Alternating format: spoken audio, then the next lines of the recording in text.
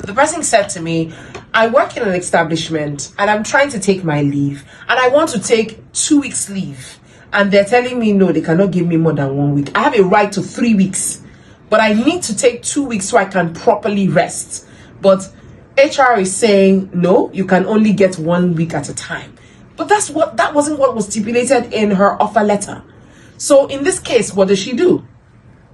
Right. The fact that you have access to 3 weeks leave doesn't mean that you can just take the 3 weeks at any time that you deem fit. Okay. We should be very honest and sincere. It depends on the nature of your job. If your job is such that you cannot be missed for that long, it will affect so many things. So there could be a discussion between the employee and the employer. In any way, if you want to apply for leave should be pre-scheduled. Right. There should be an agreement between the employee and the employer. Okay, at so point in time, I want to take my leave, except there's an emergency.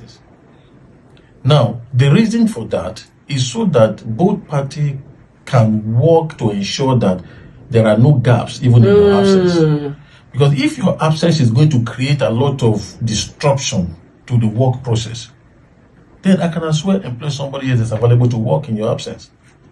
So what we are saying is that the work is important, your rest is important, but those two must not conflict.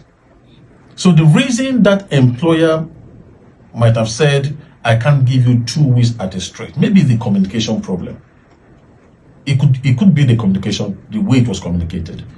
Is looking at probably the disruptive nature that your absence will cause.